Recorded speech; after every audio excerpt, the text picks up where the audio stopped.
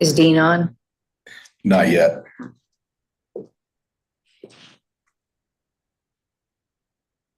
He knows he's chairing it, right? Right, yes, Okay. Jeff, so just so you know, Dean and I talked and we felt that Dean would be the better chair for this meeting since it's mainly focused around aquifer stabilization projects.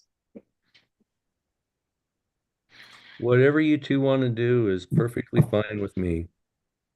I have the gavel, I can do my part and hit it. Okay, all right. Just as long as everyone acknowledges I have a limited responsibility for this meeting.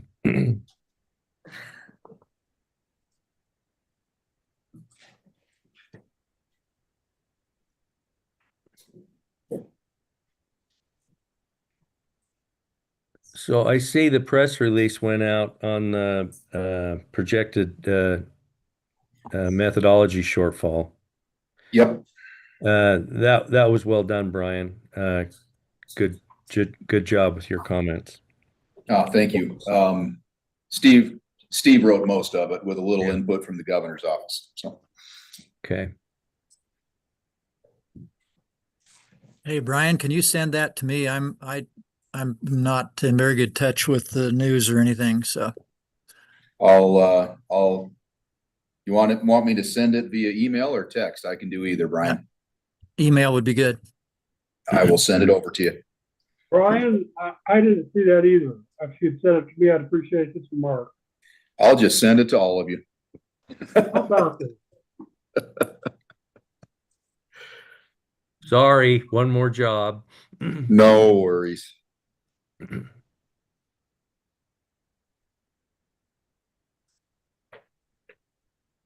Was Dean driving up to Boise to chair the meeting, or? I think he's here. There he is. I'm here. I've had to move around. We've had some intermittent internet issues at our outfit today, so I think I'm on an iPad with data, so I'm not worrying about the internet. So, All right, you're good to go, Dean. When you're ready, you have a quorum of both committees. okay, we'd like to welcome everybody to the combined Aquifer Stabilization Finance Committee number 1-25, held July 11th, 2025, 2 p.m. Mountain Time at the Water Center and on Zoom. So could we do a roll call? Who do we have in attendance?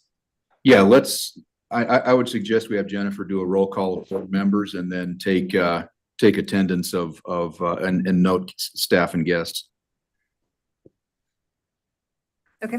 So for the Aquifer Committee, we have Chairman Stevenson, Mr. Barker, Mr. Olmstead, Mr. McMahon, and Ms. Cole-Hansen. For the Finance Committee, we have Chairman Cole-Hansen, Mr. Gibbs, Mr. Raybould, Mr. Stevenson, and Mr. Van Stone. So the whole board is here. All right, thank you. I guess let's start out with our flood management grant recommendations, and who's going to take care of that? Neely Miller is going to take care of that, Mr. Chairman. Okay, thank you, Neely. Go forth. Good afternoon, Mr. Chairman. I would just highlight here at the beginning of my comments that at the end of this discussion, you'll be asked to make a funding recommendation to the full board to consider at their board meeting later this month. Jumping right into it, for 2026, staff has received a total of 8 flood management grant applications.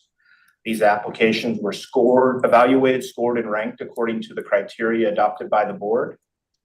And then I have the scores and the entities in the applications listed here on this sheet.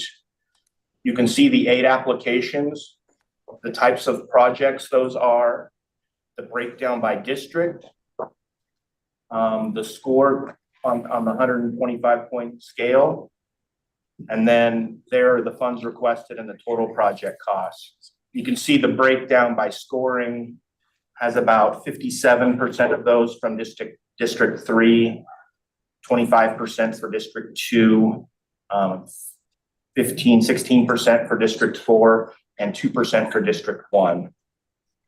These are mostly flood districts. Twin Lakes Flood Control District is District 17. I should have included that there. That, and then there's this Camas Conservation District and the City of Victor. And with that, I would stand for any questions or discussion of these scores. Neely, this is Dean. Which Camas Conservation District is that?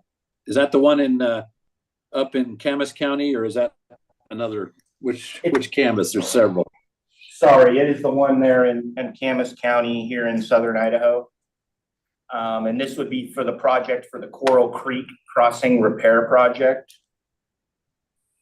Okay. It gets blown out and they have a number, they have trouble accessing and getting across that creek because of a number of high flow years. All right. Mr. Chairman, I might add, that's the real Camas Prairie. Mr. Chairman, I take issue with that. You two can fight that out in 2 weeks. So, all right. Any other questions on those on any of these projects?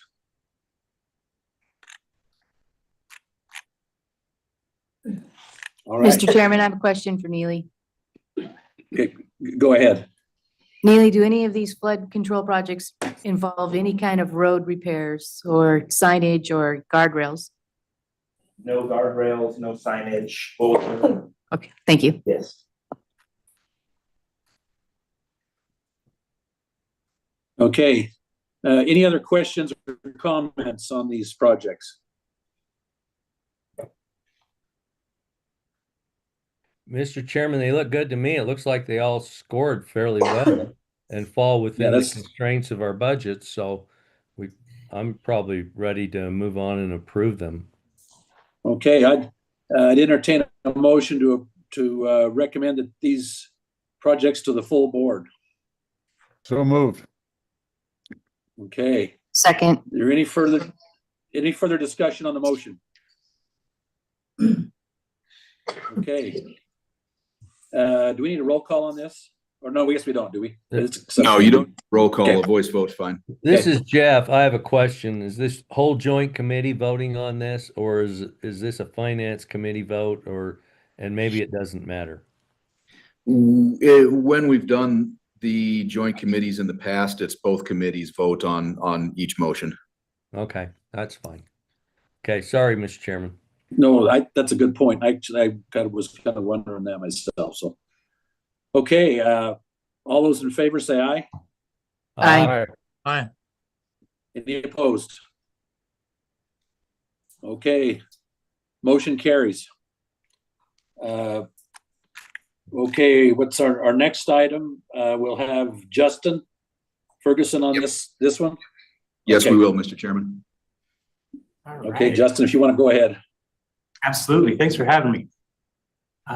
Let's see. So, good afternoon. I was just pulling up the website. So to start this off, I thought I would run the committee quick through a little background on the program since it's new since May, and just get everybody caught up. So back in May, as part of the 30 million ongoing, you'd entertained a program to help surface water coalition members improve efficiencies through their canal system. And so staff had put together some criteria, and through the various committees, it was approved. And let's see. The focus is really, like I said, to help surface water canal companies improve their canals.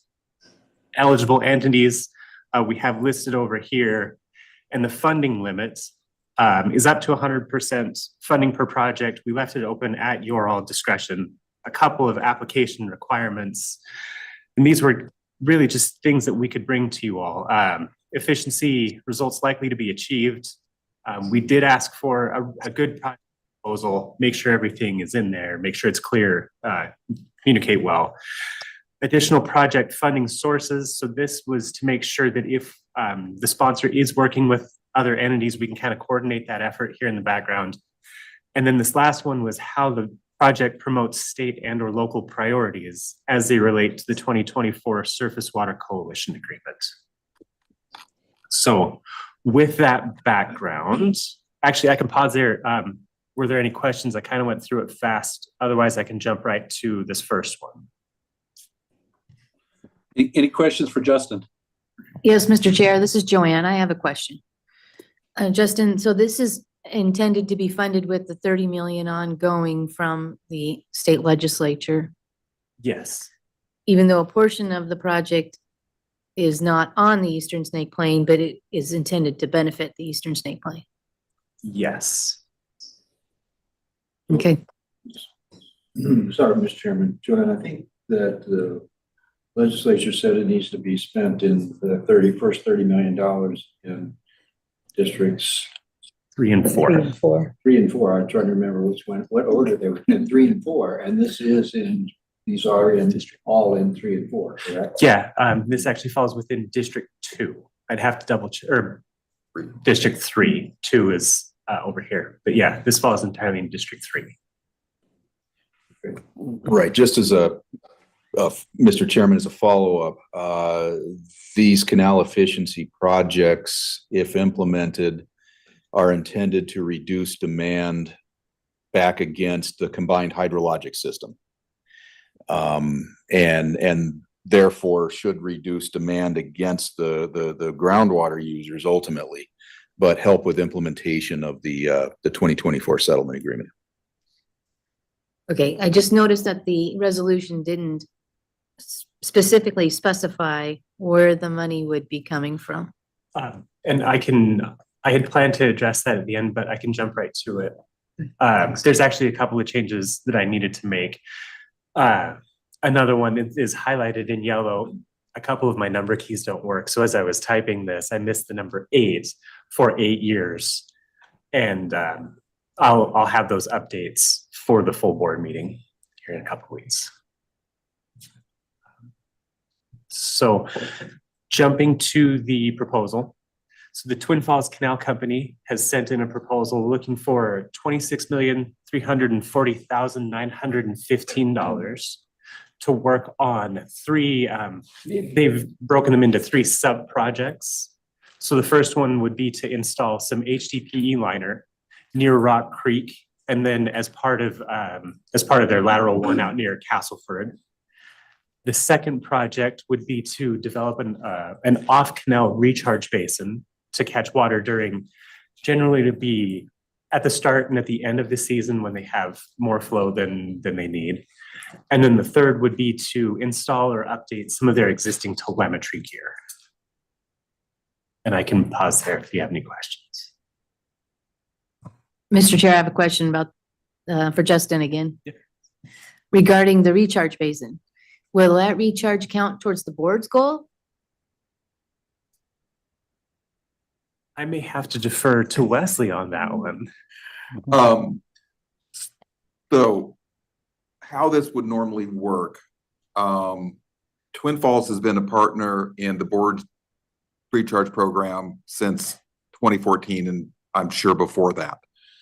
And so on doing this basin here, it's something we could put in that would give the board the first opportunity, which we'd have to talk with them. I'm highly suspicious that wouldn't be an issue for them.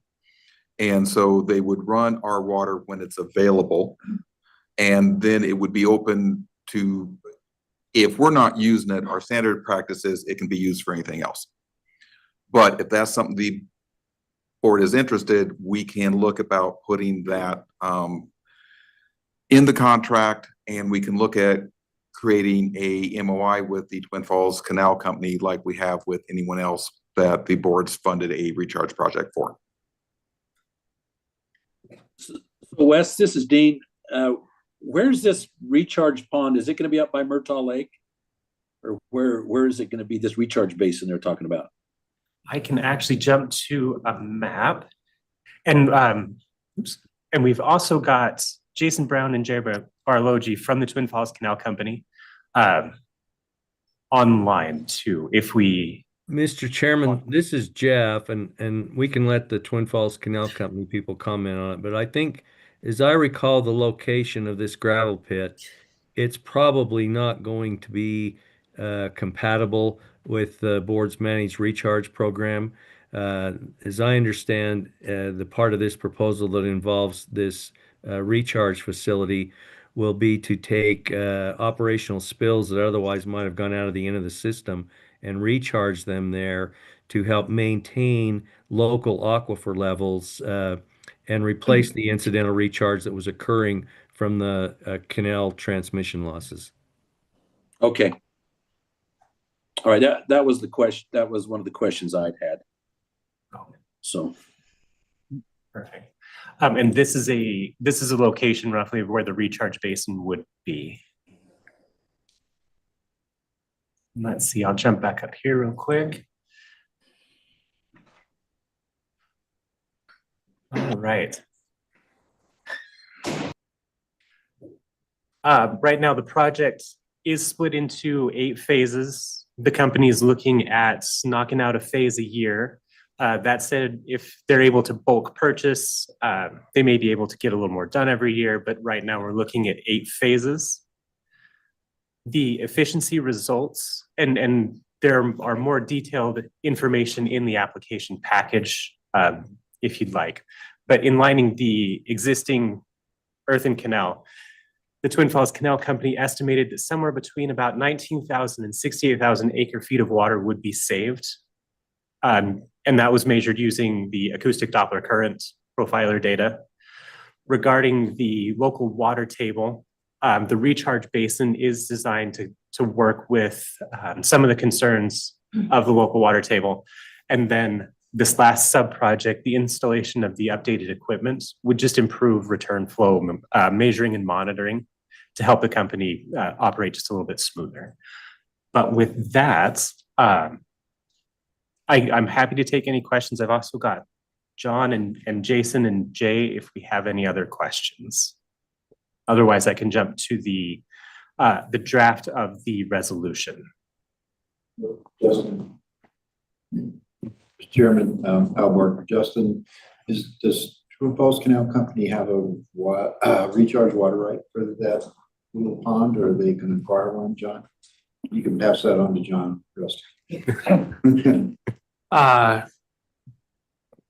Board Member Barker and Board Member Cole-Hansen, maybe to address Joanne's question on recharge first, and that'll lead to answering Mr. Barker's.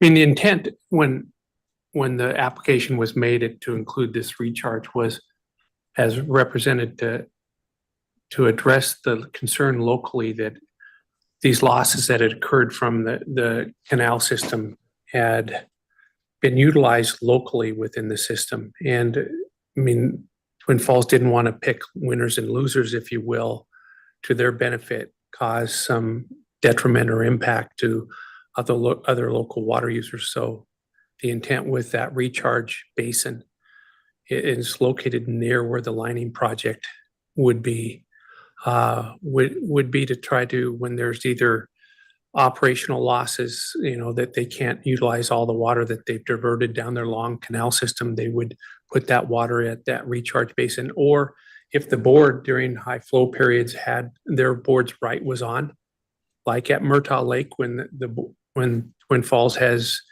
worked with the board on recharging at Murtaugh Lake, that water could be delivered to that recharge site, again, to try to not have an impact locally on the neighboring landowners and their use of that water over time. So that's the intent of the recharge basin. We didn't want to impact the local area through this efficiency project. With respect to whether we have a recharge right, again, the first intent would be to work with the board to utilize the board's recharge right. There's no intent to create mitigation. It's always been our understanding that the board's actions are not to provide mitigation or credit for anyone else. That's the intent here, is not to do so, but simply not to have a negative result occurring locally there. Or even potentially, although that hasn't been looked at substantially, on the reaches, return flows into Basin 02 below Milner. So if that addresses Al's question and yours, Joanne, hopefully it does. There's follow-up, happy to answer those as well.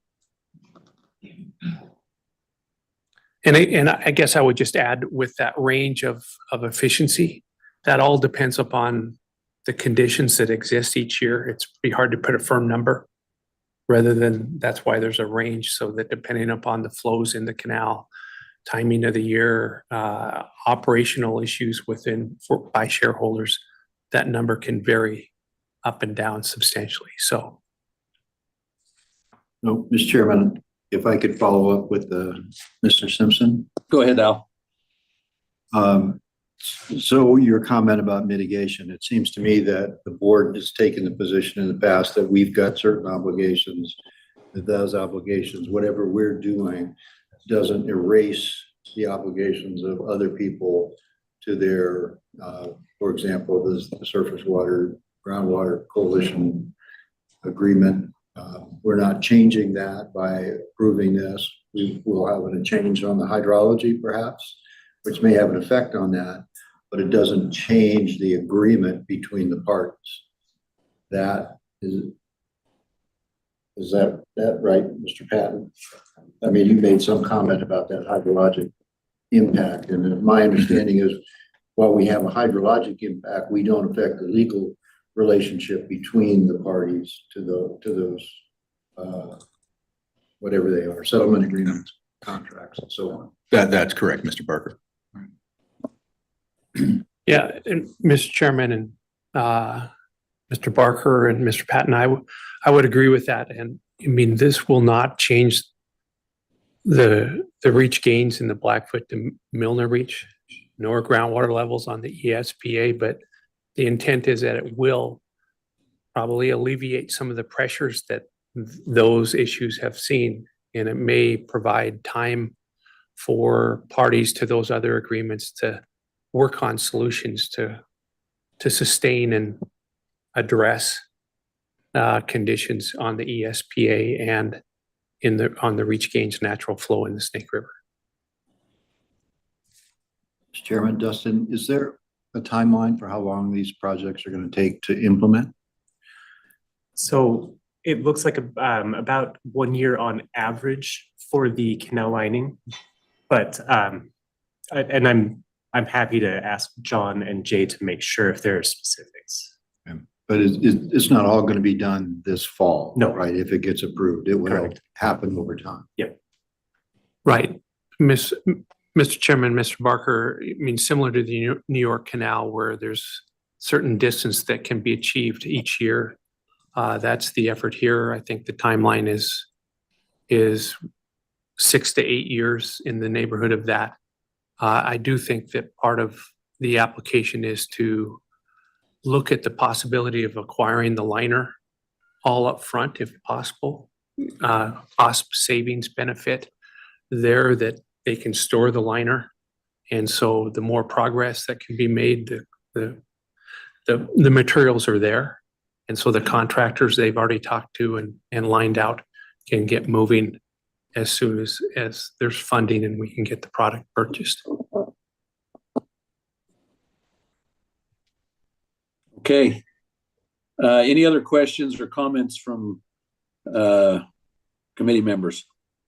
Mr. Chairman, Mr. Chairman, this is Brian. I just want to, my comment is just, I think this is a really important project. I can tell you that Jay and Jason have worked really hard to make Twin Falls Canal more efficient, and we've long ago identified this as the biggest loss in, this is the biggest losing reach in the canal system, and Jay's taken a lot of bad publicity in the press for being inefficient, which is was for the most part wrongly directed. But anyway, they're working really hard, and this will save water, and it will benefit everything upstream of there by the savings.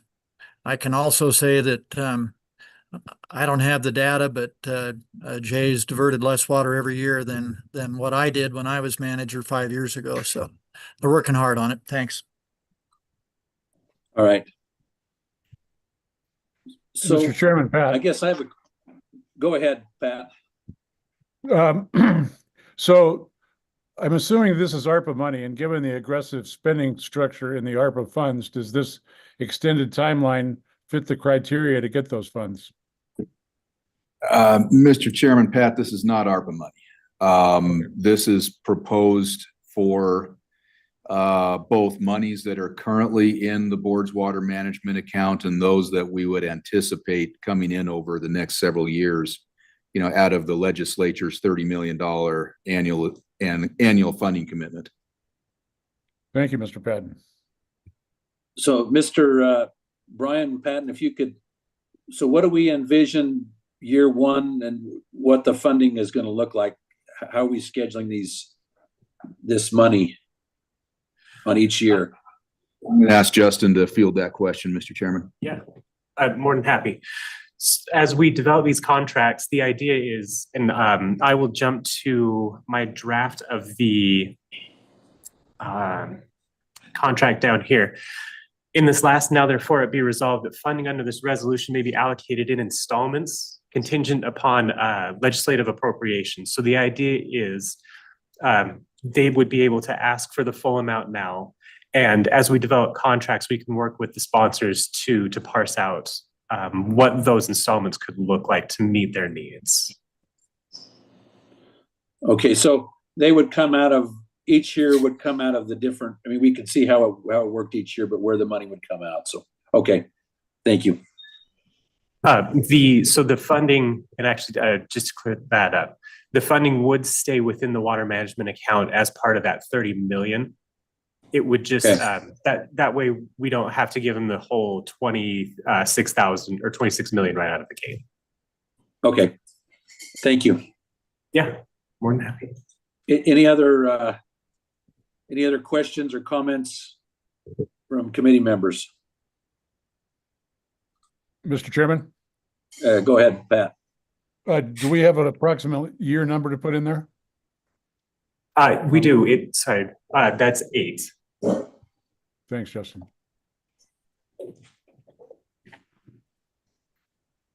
Mr. Chairman, as you have the, Jay and Jason on board from the Twin Falls Canal Company, just wondering if they wanted to, or you wanted to give them the opportunity to make any comments.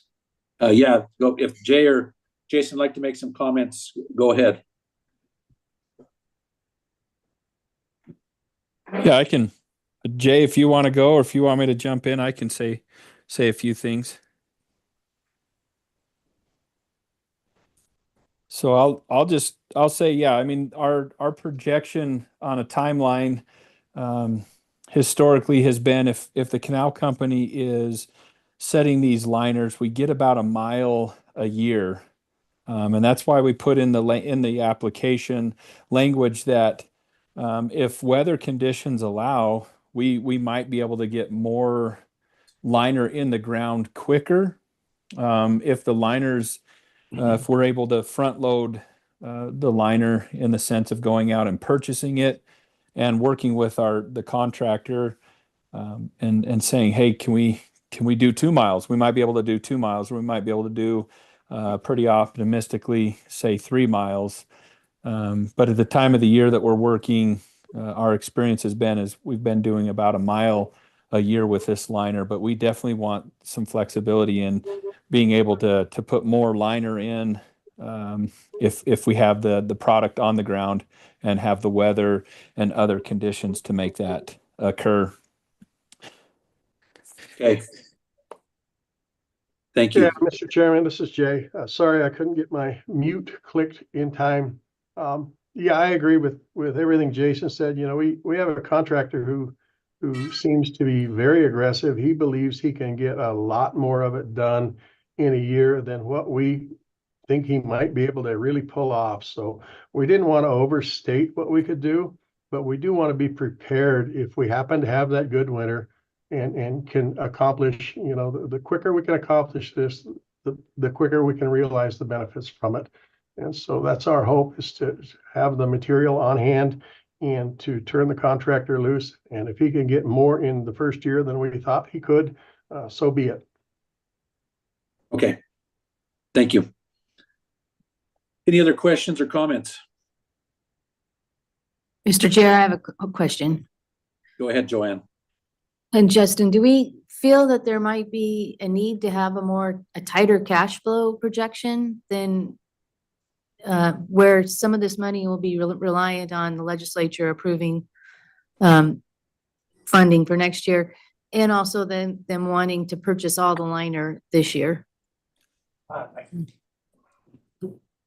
With that, I want to say that we are cognizant of all the projects that are coming in for this program, and are trying to look at what those payments could look like so that everything kind of fits together in a way that we don't end up in the red. And so I don't know if I have a good answer for you right now, but I know that it's something that we're working on. I like the fact that you said you're cognizant of this. If, Mr. Chairman, Joanne, if you need a tighter cash flow, we can work on one between now and the Idaho Falls board meeting and propose one. Mr. Chair, Mr. Patton, I guess I would like to know where we stand with the 30 million for this coming year, and what portion of that is going to be going to the different buckets that we allocated initially. Mm-hmm. Okay. And that's something that we'll be prepared to talk about in Idaho Falls. Thanks. Okay, is there any other questions or comments from board members? Mr. Chairman, it's probably in there. I think I read it, but what if all the liner is bought this year, what's the cost of that liner? You know, for that, I may have to defer to Jason. I can jump down. They did send in an itemized list in the materials, and I can get that number for you.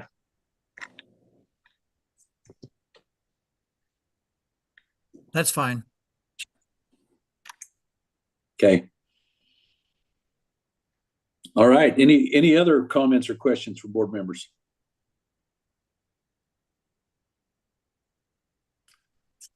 Okay, I guess, are we ready to entertain a motion? Or what are we doing on this one, Brian? We have a motion before us on this? Yes. You do have a draft resolution if the committee chooses to make that recommendation to the full board. Okay. I mean, Mr. Chairman? recognizing there's a few blanks in that resolution that still need to be filled in. Okay. Mr. Chairman, I'd make that resolution. This is Pat. Make that, authorize that resolution for voting. Mr. Chairman, this is Jeff. I would second that motion to recommend this resolution to the full board. Okay, it's been moved and seconded. Is there any discussion on the motion? Okay, I guess we don't have to have a roll call on this, do we? That's correct. Just a voice vote is fine. Okay, all in favor, say aye. Aye. Any opposed? Okay, thank you. Looks like this one carried. We're going to recommend this to the full board, so. And Mr. Chairman, I'll make sure at the full board meeting to note the changes as well, so that they jump right out at us. Okay.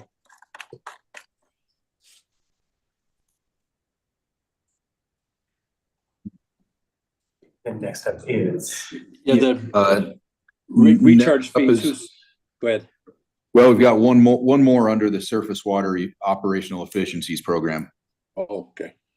And I think Neil Farmer will be handling that discussion. Yeah. Okay, go ahead, Neil. All right. Good afternoon. Hopefully you can see my slide. The American Falls Reservoir District 2. has a proposal under this same surface water efficiency program to engage in an engineering efficiency study of the entire canal system. The main stem of the canal is the Milner-Gooding Canal, which you may know diverts water from the Milner Reservoir. In the upper right, you see a small image, and you'll see probably a larger map here later, is the service area highlighted in green. And it's probably not evident, but it's a very long distance service area on the order of 75 miles or more to route that water. The goal is that AFRD2 Canal Company proposes to study the canal system and determine if there's possible design improvements and operational efficiency improvements that may result in less surface water diversion demand out of the Milner Pool and possibly less spills back to the Snake River. AFRD2 would, of course, contract with an engineering firm, JUB, who is set up to speak about a summary of their proposal next, to study the entire AFRD2 system, and that would result in water savings ultimately. The estimated cost is $991,600. And so this is being submitted for your review and comment and consideration. And really it's just an introduction by me, and the more meat of the proposal is forthcoming by Gary Hatterley with JUB. Kevin Lakey is also on the meeting for specific questions. And with that, I'm happy to hand it off to Gary and or Kevin Lakey or questions.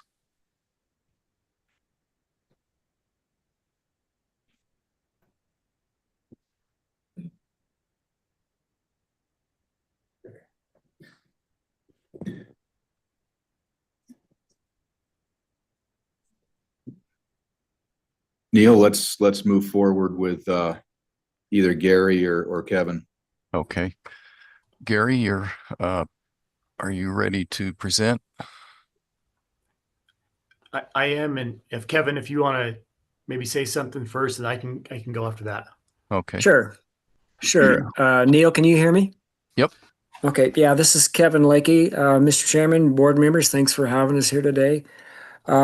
Yeah, I did want to speak a little bit before Gary explains more of the meat of the details. American Falls Reservoir number 2 was approached earlier this spring, and Lieutenant Governor Bedke and board members Stevenson and Olmstead were there at a board meeting and said, hey, we think we can help you improve the efficiencies of your system. And yeah, we were more than happy to take the board up on that, an offer of help.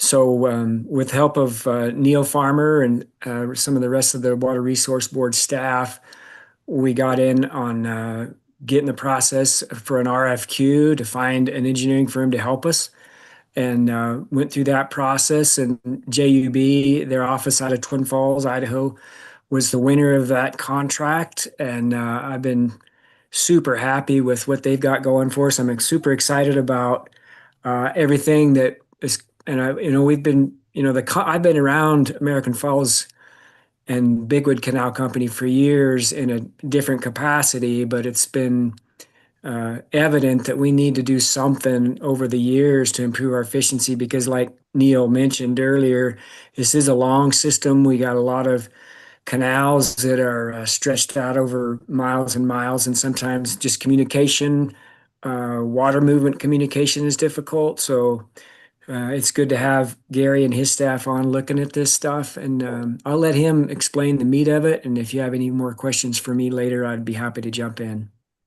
Go ahead, Gary. All right. Thank you, Kevin. As we get going on this, I thought maybe it'd be helpful to just kind of introduce myself to get started. Again, Gary Hatterley with JUB Engineers, and just excited to talk about this system with all of you. I'm going to go ahead and share my screen and just kind of bring up some of the tasks that we have ordered to break down. So I'm not quite there yet, but I think I'm there. Are you guys able to see the map of the system there? Yes. Okay, very good. So Neil, and you kind of introduced this already a little bit. And as you guys both said, the goal of this is to, consider how we can save some of that spill water. And this is a big project for AFRD2, as was mentioned. I thought I'd just kind of show you this map, just in case you guys aren't all familiar with it. But this is Milner Lake on the Snake River, and this is the Milner-Gooding Canal. And I'm using my cursor to point to that. Are you able to see that? Yes. Okay. So then that routes up here and comes up to Shoshone and then turns into the North Gooding Canal. This canal that's highlighted in kind of the yellow and Aquifer are their main canals, the Milner-Gooding Canal, the North Gooding, and the South Gooding Canal. And of course, there's hundreds of miles of all different types of canals through the system, but those three main canals alone are just over 100 miles. And so as we consider, just the heart of that system and how to address this and help this system, we've identified several tasks and kind of subtasks to complete that work. And so I'm going to just kind of go into this now. Are you able to see this work breakdown? Yes. Okay. So again, we've identified several tasks to get to understanding which improvements would help create the savings and could help the system. Of course, every project we do, we have some basic tasks such as project management and data collection. But let me just kind of go into maybe some detail on some of the other small tasks here. The company, of course, the district monitors and measures flows at a number of locations, but we are proposing to augment that and have a better understanding at other places throughout those main canals. So we'll do some flow monitoring and get some high water survey completed in order to better prepare us to do a hydraulic model. And so there are also hundreds of features on those three main canals that we're going to survey to understand everything from where some of the high turnouts are to sizes, so that we can prepare some modeling that will help with some of this efficiency and priority improvements. As we start looking at the system, we'll take those flows and we will do some water balancing of flows coming into the system, flows that are leaving through seepage into the ground, as well as the flows that go out to the various laterals and turnouts for the system. This will help establish the flows so that we can understand how to build the hydraulic models that we'll need to build on those three main canals again. We will also use publicly available information. Some of you might be aware of the USGS LiDAR that has recently been completed. So we'll be able to anticipate some of that, which is just so helpful. Once the existing hydraulic modeling is completed, we'll be able to evaluate a number of things and then turn that into a list of a number of priorities with some costs that can be implemented. And we will finish that all out with a report. As you can imagine, with a system this size, this probably hasn't been studied in decades to the level that we're talking about here. But with over 100 miles, we do think that there will be probably additional unknowns that will come up during the project duration, or maybe discrepancies with the USGS LiDAR. And so we do have a 15% management reserve within that as well. So some of the benefits of this in particular, of course, will be just the understanding of the actual spills that occur and what can be done about them. And then understanding locations that storage could be used to better help respond to changes in flow to reduce the spills. Understanding locations where control structures can be used to help reduce spills. And then understanding the canal capacity, where even additional capacity could be sent at certain times of the year. And just better understanding of the location of the flows. And so those are the main benefits. I think it's a big benefit, not just to AFRD2, but also to the state. And I just realized that that my camera is not on, so I apologize for that. So let me turn that on. And we think this is a really big deal and a big project. It's something that, as Kevin said, they're really looking forward to, that I think the state's looking forward to, and maybe can help even address some of the stuff on the eastern side of the state. So with that, happy to take any questions.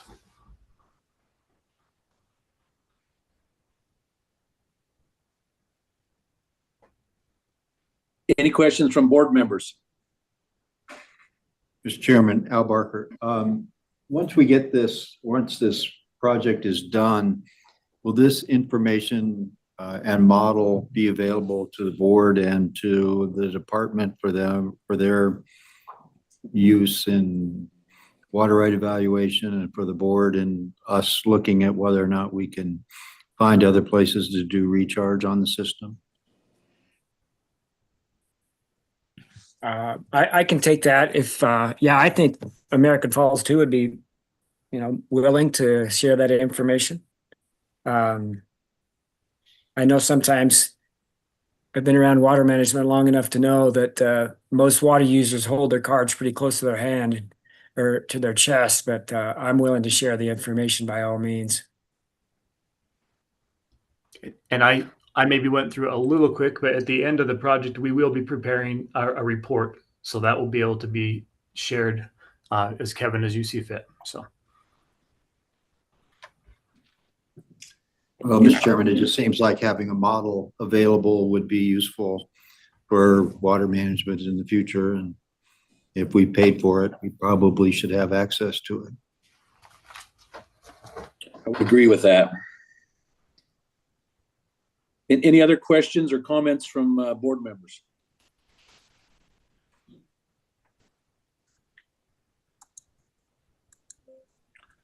Okay. We have Brian Olmstead, you're muted if you're. Oh, sorry. Any comment? Mr. Chairman, so as I think Dean said, Kevin, we've met, Dean and I have met with this group several times and with their partners on the Big Wood, because it's such a complicated system, the way they combine and everything comes together in that Shoshone Gooding. And so, and of course it is our, the Milner Gooding's probably our #1 recharge canal. So we get on that catch-22 where we want the canal to leak when we have lots of water, and we don't want it to leak when we don't. And they've got the opportunity to do both of those because they have the big recharge sites and a leaky canal that when we have lots of water, they can put a lot into the aquifer, but they also tend to run short in late summer, many years. And so we've got to improve efficiency in those times. And so that's the reason why Dean and I suggested that this study really needs to be done. They need to, to manage it for all those purposes. We've got to have as good information as we can. That Thanks, was Brian. my non-question. Any other questions or comments from board members?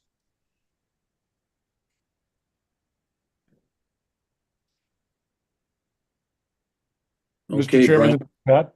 Yeah, go ahead. Go ahead, Pat. Kevin, are you interacting with Water District 37 in any of this? No, not up to this point.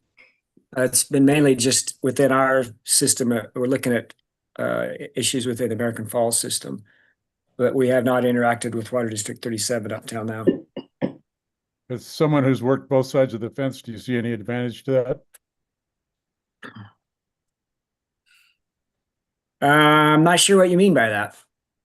Well, I'm just sharing of information might help both entities.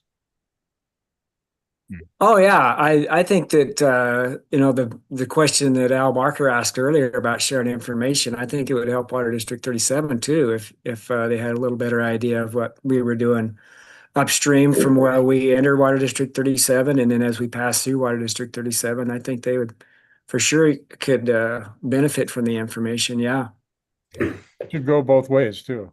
Yeah. Thank you. Oh, yeah. Any other comments or questions from board members? All right. What's our next step here, Brian? Do we have a recommendation? Yeah, we do not have a draft resolution prepared for this one yet, but if the committee would, see fit to make a recommendation to approve funding for this project at the full board, that might be in order.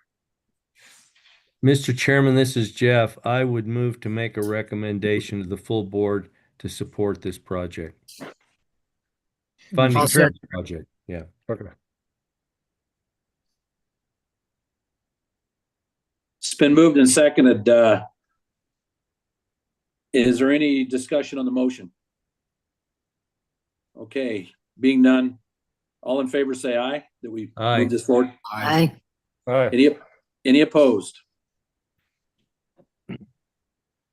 Okay, what's our, I guess, do we have any more under the surface water efficiencies projects? No, we're done with those for the day. Okay, So we're ready to move on into ESPA recharge conveyance fees. okay, who's taking care of that? That'll be Matt Anders, our new recharge program coordinator. Thank you, Brian. Thank you, Mr. Chairman. My name is Matt Anders. I moved to the recharge program about 6 weeks ago. So kind of getting up to speed. Today, I'm going to talk to you about conveyance fees. Jennifer was gracious enough to run my slides, so I don't have to do my own tech support. Are you ready, Jennifer? Okay. So for this presentation, I'm just going to give you the highlights of the memo that Jennifer sent out to you yesterday. There's quite a bit more detail there, but we'll hit the highlights here. So my understanding is that this conversation about conveyance fees started back in August 2024 at an Aquifer Stabilization Committee meeting.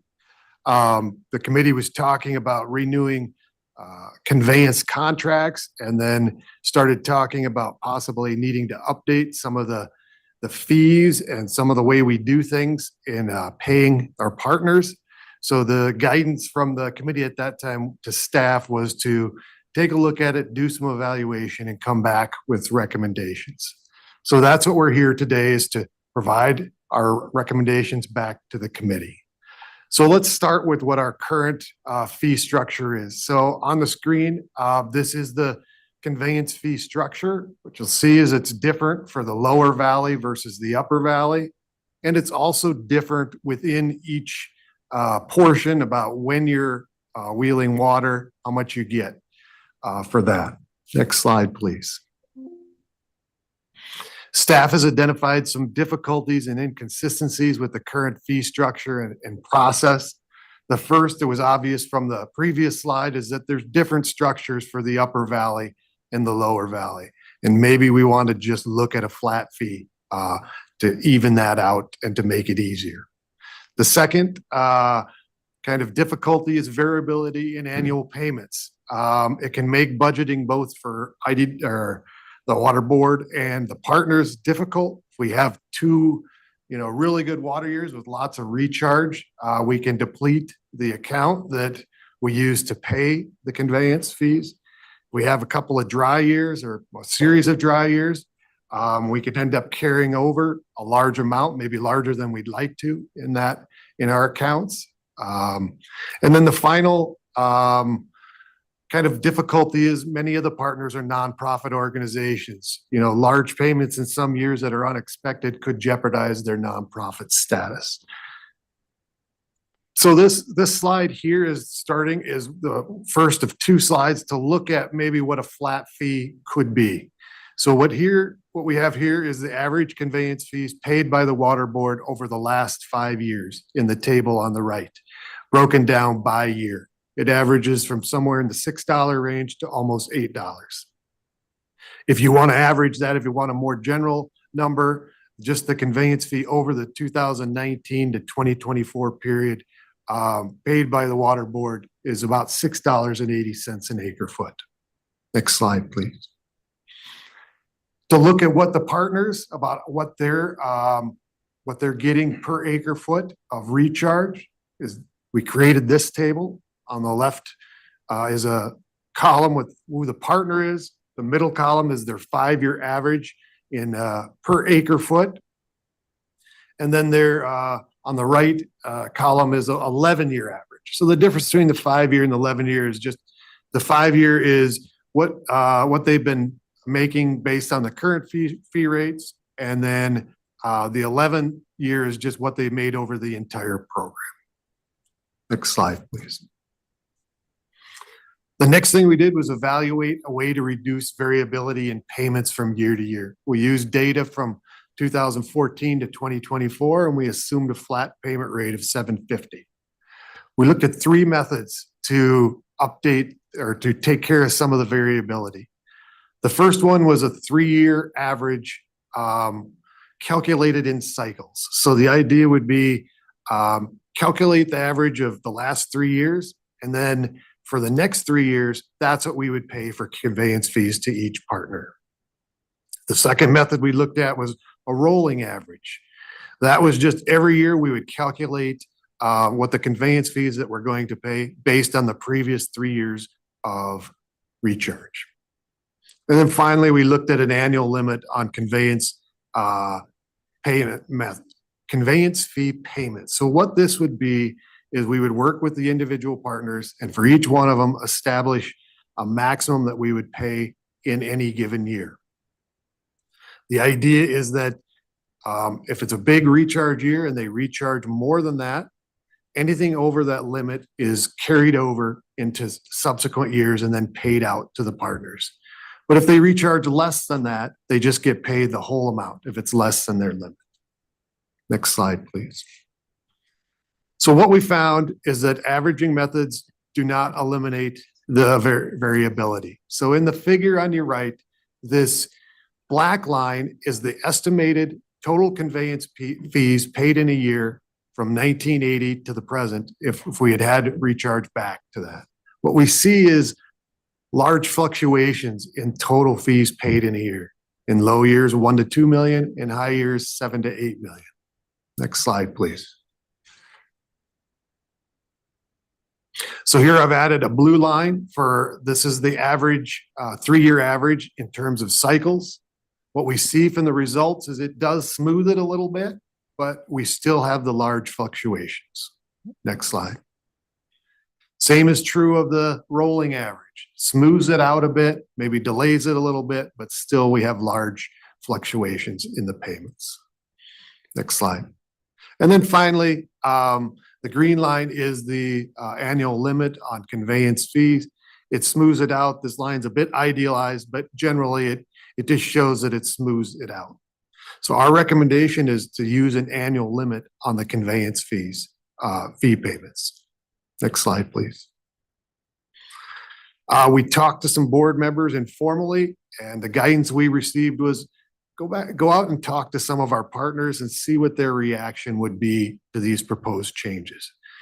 So we talked to AFRD2, Northside, Southwest, Fremont Madison, New Sweden, and today, just a couple hours ago, I talked to Twin Falls Canal Company. We talked about a flat $7.50 per acre foot and the annual limit.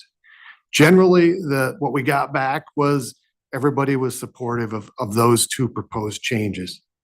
A couple of notable comments that we got, Southwest Irrigation District, wanted to point out that, their recharge costs are higher than the $750. They're okay with it, but their costs are higher. Maybe the board in the future needs to consider that when they're setting the flat fee. Twin Falls Canal Company was also okay with it, with the $750. What they noted though is that they do have expenses related to running Milner Dam. And even though they may not be recharging a lot, they do have to run Milner Dam and help out the other companies that are recharging, and that they would like that considered at some point, the expenses they have for that. But other than that, there were no major oh no, that's not going to work for us.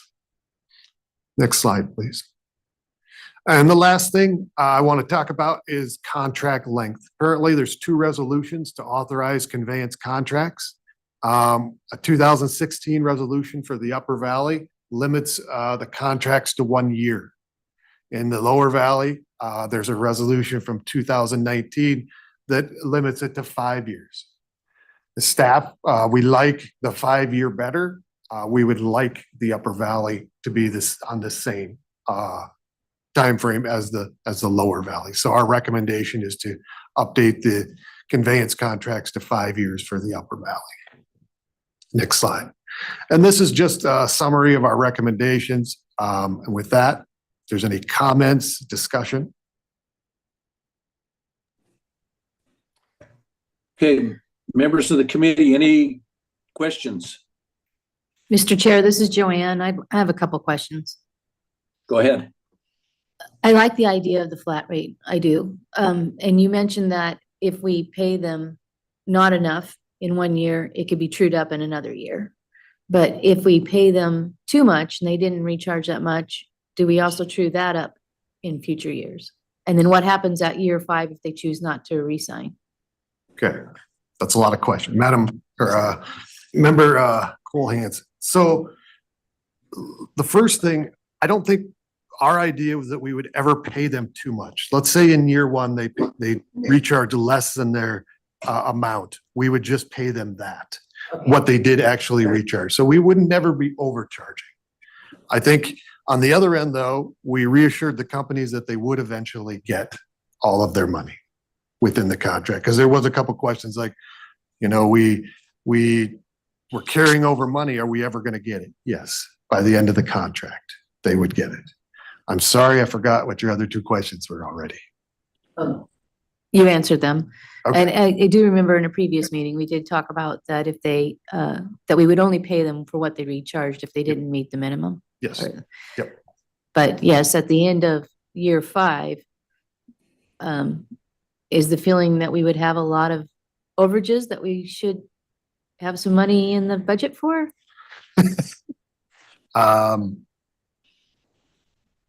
Ms. Cole-Hansen, it's hard to know what's going to happen. I mean, we could be carrying over a lot and just have to pay it out in that last year. Or we could be, we're just had a bunch of dry years and in that last year, it's a giant year and we just have to cut giant checks. So it's really hard to know. One thing I will add to that is, you know, the original concept is that one of the advantages of this program is we can look and see how we're doing. And if we need to do an adjustment midstream, we can do that. You know, if a canal company comes to us and goes, wow, it's getting really big here. Can I up mine? So they can make requests from us. We can look at it and make sure that we're not carrying too much of a balance that we're not going to be able to cover. And it'll give us the ability to project out. So then if there's this really high balance, we can come to the board and go, okay, look, we're carrying this high balance. We need to up how much we budget for the next year or 2. So I'll stop. That's what I was hoping you'd say. We have the ability to amend their contract midstream and then re-budget and from the board side what our recharge fees are. One clarification, so we'll design the contract such that we don't have to amend the contracts. Oh. That we can work it out, have to work with legal on this, that they're able to request, and if we approve, we can change what that limit is. Okay. I don't like paperwork. And so if I can keep that to a minimum, I'm a much happy camper. Mr. Chairman, this is Jeff. I Go ahead. suppose that if a canal had a 5-year contract and that contract concluded and was not extended for another 5-year term, if we owed money to that canal company, they would get their limit of that, what we owe them in subsequent years, irregardless of whether they had a contract in place or not. I don't know the answer to that. Mr. Chairman, that's one thing we would look at. My preference would be to just pay them out. You know, so we're not, because it's hard for us to pay things out when we don't have a contract. So on that 5-year mark, it's something that staff would have to plan ahead for, look at where everybody's at and be in communication with them. It's like, are you going to continue or not? And if not, my recommendation would be is that we plan to pay them out. Mr. Chairman, Wes, I don't see the complication of not having a contract in place because the balance that we would owe any individual entity would become an account payable subject to the pre-agreed to max payment in a given year. So I hate to obligate ourselves to pay out in the 5th year. We may not have adequate funding to do that. Yeah, that's probably what we would have to do, is pay it out before the contract expired, if it was not to be renewed. Well, again, Brian, I don't see the problem with that. If the contract says you're going to get this much per year, that's a cap. And if we owe you more, you will get it the following year. Whether they have a contract in place or not, they would get their payment in the following year. I think that would smooth out our budgeting process quite a bit. Oh, yes, yes, it would. That's an issue we have to work out with the contracting and legal folks. They get a little touchy about paying money out after a contract is expired.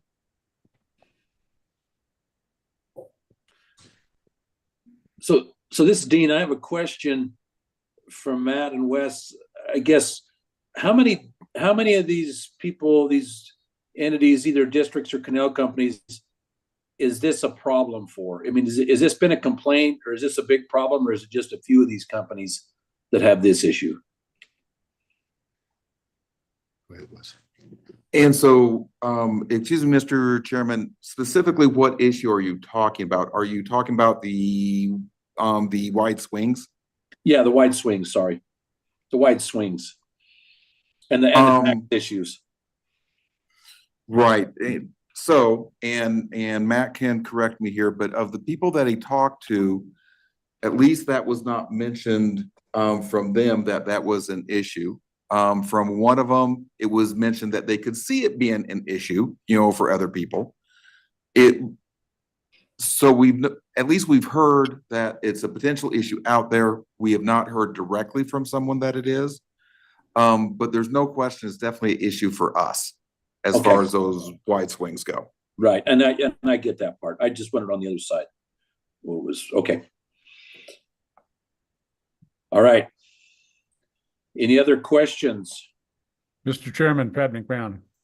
Go ahead, Pat. I have a question, and I hate to run off the rails here, but the current conveyance fee structure versus the new one. The lower valley conveyance fee is driven by calendar. The upper valley is driven by retention times. And there must have been some thought that went into that process. And is there some justification from going to those parameters to a flat fee? Yes, there is. So yes, at the time, there was a lot of thought that went into it. When we looked at the lower valley and adjusted that, I believe Matt said in 2019, the intent there was to prioritize or provide money for when it took the canal companies the most work to do. And hence why the November 16th to February 15th, why that was the highest pay period. But the thing that we've noticed in Matt's and staff's analysis is that it really didn't make a difference because it all kind of balances out at the end. I think that's what his data really shows. So far as the lower valley, it makes it a lot easier. This might be a minor thing, but it makes it easier on staff on dealing with leap years, make sure that we catch all that kind of stuff. It just makes it nice, handy, flat fee, no matter when recharge happens. In the upper valley, that our original intent there was at that point in time, we really wanted to stress high retention zones. Again, as we went along, where everyone seems to be at this point in time, there's a lot of value of when water's available, moving it off no matter what the retention zone is. Again, that was a much more complicated in the upper valley. And honestly, that one has needed to be redone for quite a while. The person that came up with some of the stuff that in it, which was me, it did not work well, no, to be quite honest. And so it will make it just so much easier to have a flat fee across the board. I think just for everybody. Thank you. So, Mr. Chairman, Matt, this is revenue neutral to the board? I mean, in the long run? Is that right? Mr. Barker, yes, I believe it will be.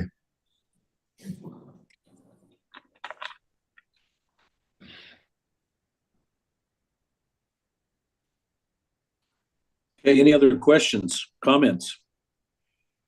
So, Mr. Chairman, I know we talked about this before, but I don't remember what the answer is. What will happen with the 9 million or so reserve that we have right now in case of a big year? The advantage of the system we're going to is we don't need that reserve anymore. And so that does, you solve one problem, you just created the other one. One of the things that staff is going to have to look at is we have that reserve there. How do we budget that back in to the secondary fund for distribution next year?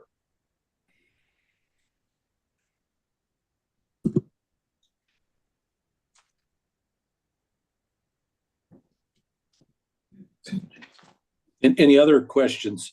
Well, I guess one comment I'd have, Wesley, if we had 2 wet years in a row, that 9 million could be gone pretty fast, couldn't it? Yes, if we had a good wet year with our increased capacity, we would take most of it in the first year. Okay. Any other questions or comments from committee members?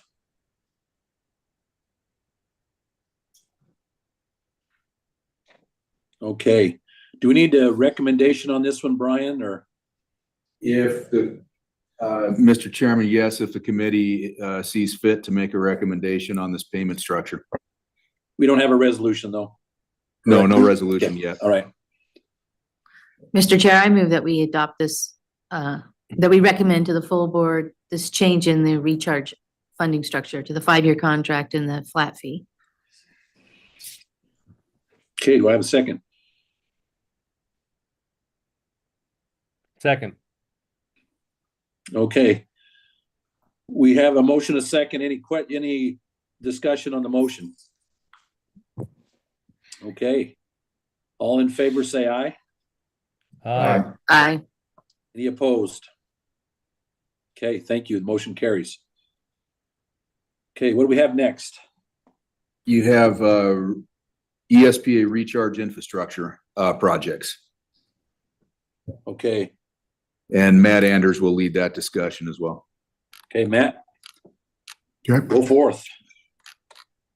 Thank you, Mr. Chair. Again, there's a lengthy memo that's supporting this presentation. I'll just pull out the highlights. The memo, it has a lot of information in it, so I encourage you to look at it if there's something specific you want. Okay.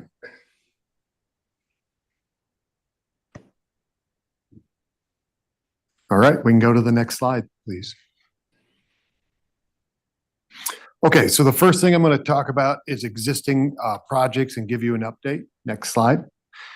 So at the highest level, this table summarizes the projects that the board has for managed recharge since 2022. There were 13 projects approved for just over $25 million. Currently, 3 of those projects are complete and the other 10 are in various stages of completion. Next slide, please.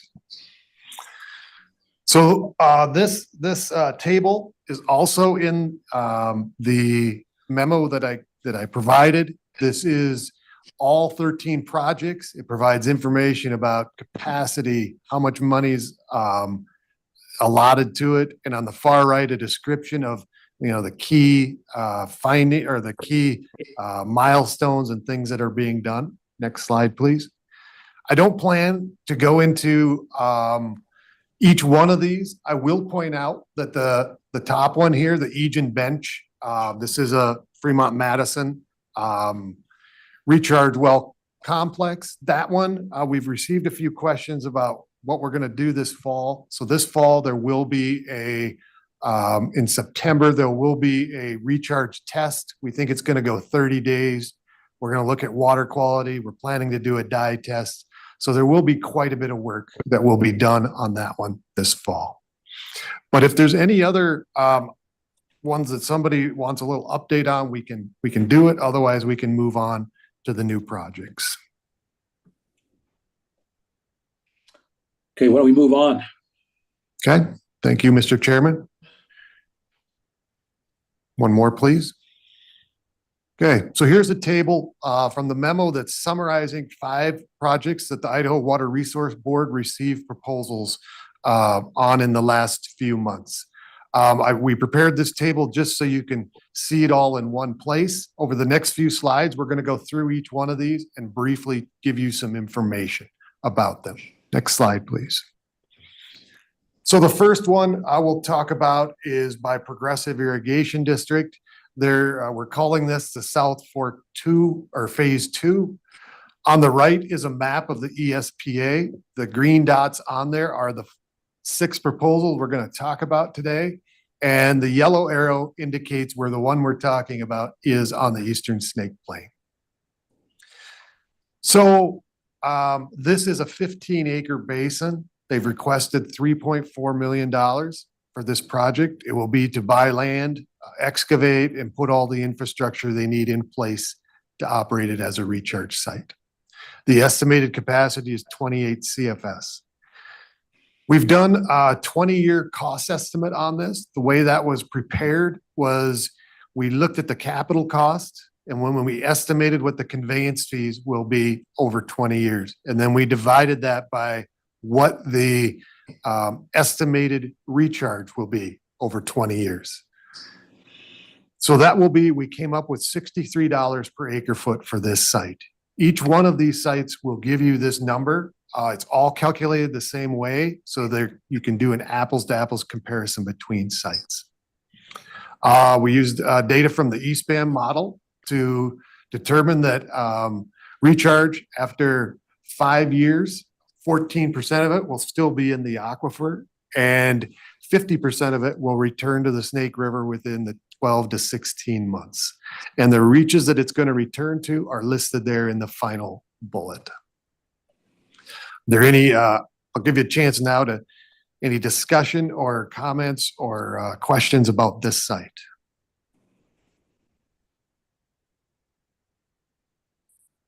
Okay, next slide, please. This, the next one is also a Progressive Irrigation District project. We're referring it to as the Big Basin. The yellow arrow on the right in the figure shows where this site is. It's a 52-acre basin. They're requesting $11.5 million to buy land, excavate it, and again, do infrastructure. 90 CFS is the capacity. The 20-year estimated cost will be just roughly $80 per acre foot. Retention after 5 years, the recharge, 19% of the recharge will still be in the aquifer. And then 50% of the recharge will return to the river in 20 to 24 months, with the reaches that it's estimated to return to at the bottom of the slide. Please go back one. Sorry. Is there any discussion or comments, questions about Big Basin?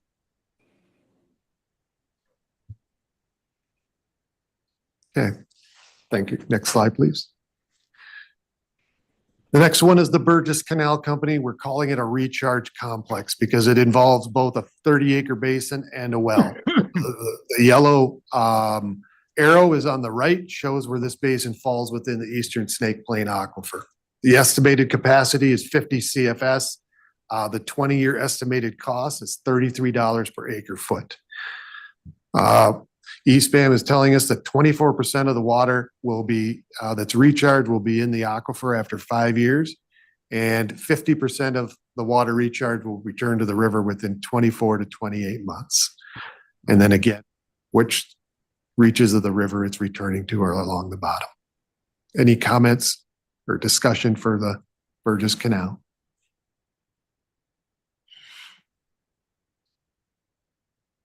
Okay, next slide. So Cooper Fritz is going to present the next two. Take it away, Cooper. All right. Well, thanks, Matt. I just want to say it's a pleasure to be working with Matt. I'm glad he's with the program. This is the Aberdeen Springfield Canal Company's Hilton Spill well. So this is kind of the classic test well concept that we've been looking at. So the $535,000 that they're requesting includes the recharge well, the headgate infrastructure, and 4 monitor wells. So the concept here is if the well works, which, based on the geology, the fact that there's a bunch of irrigation wells around this location, we expect it to work.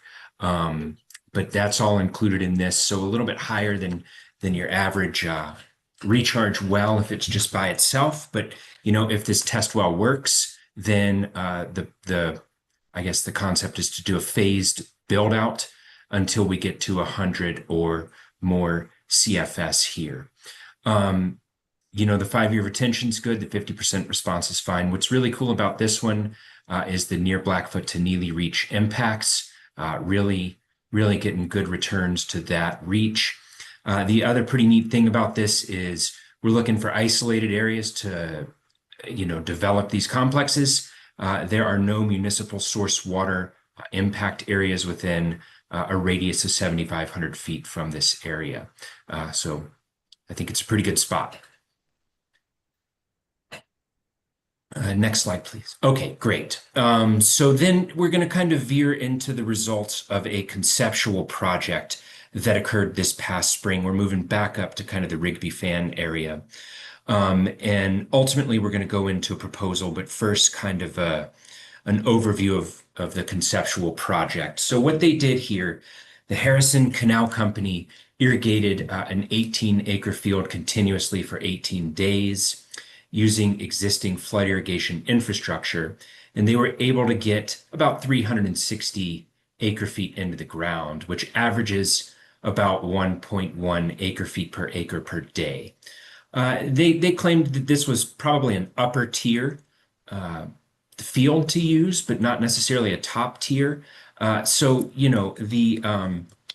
the numbers that I provided below are admittedly kind of arbitrary, but, it could start off, fast as the soil profile gets hydrated up, and it could start at 1.4 acre feet per day, but slow down to about 1 acre foot per day, and just talking to people who flood irrigate or managers on systems that flood irrigate, 1 acre foot per day is probably a good number for this kind of stubbly, rocky ground we're talking about. Of course, the infiltration volume could vary, and it's going to be based on factors like the more rocks that are present at the surface, probably the higher infiltration we'll get.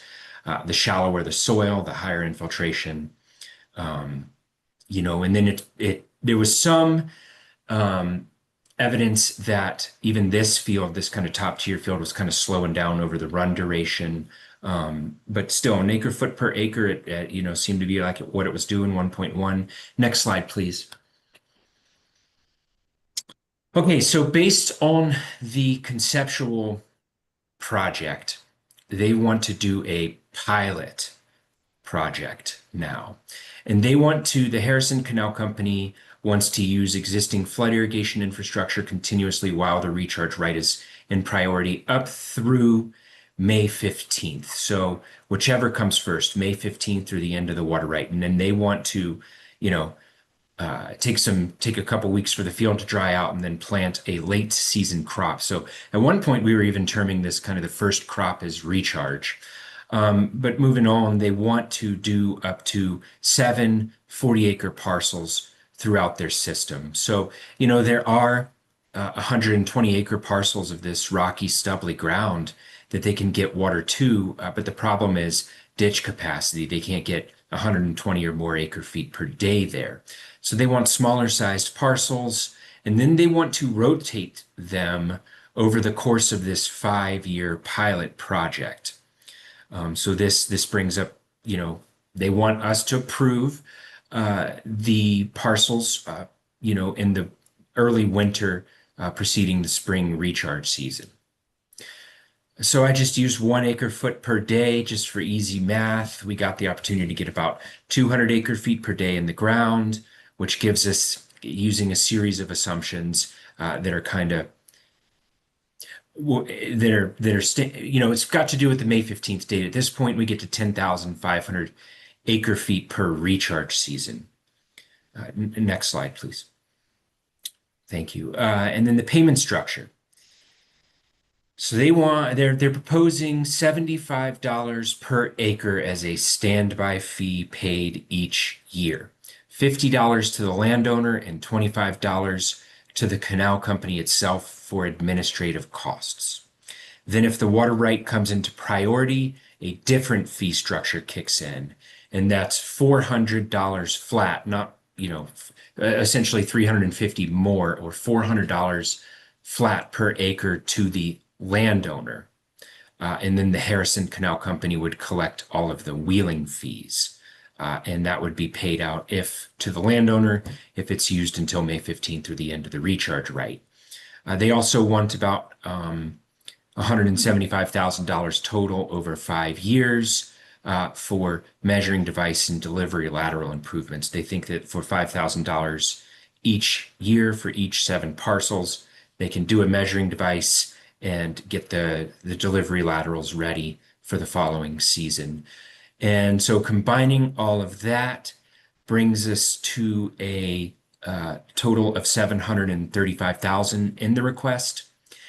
It's a little bit trickier to do this one as we've done normally because it's not so much dedicated recharge infrastructure, but we're looking at over a 5-year period, between $250,000 if no recharge kicks in and we have no water in the ground, we'll have paid out $250,000. And if we recharge all 5 years through May 15th over 280 acres and they all do an acre-foot per day, we're looking at $13 an acre-foot. Next slide, please. So, this kind of standardizes it into what we've been seeing throughout this presentation. So we've been over the first part, but the 5-year retention looks fine. And then we impact all reaches of the Snake River. And so I'll turn it back over to Matt. And again, welcome, Matt. Glad you're here. Thank you, Cooper. Was there any questions or discussion on the Harrison pilot project or their conceptual project before we move on? Or the proposal, yeah. Mr. Chair, I have a few questions about it. Or maybe more comments. It looks like it's got some good 5-year retention and it's hitting the areas of the Snake River that we want to focus on. I'm not sure I like paying a farmer to water their field in one, because I feel like there's places all over, not just in the southern part of the state, but the real Camas Prairie is having a shortage of water as well. Anyway, that would be my comment. So I guess we're going to be in the Idaho Falls area. Is this one that we would potentially take a look at? We hadn't planned on taking a trip over there.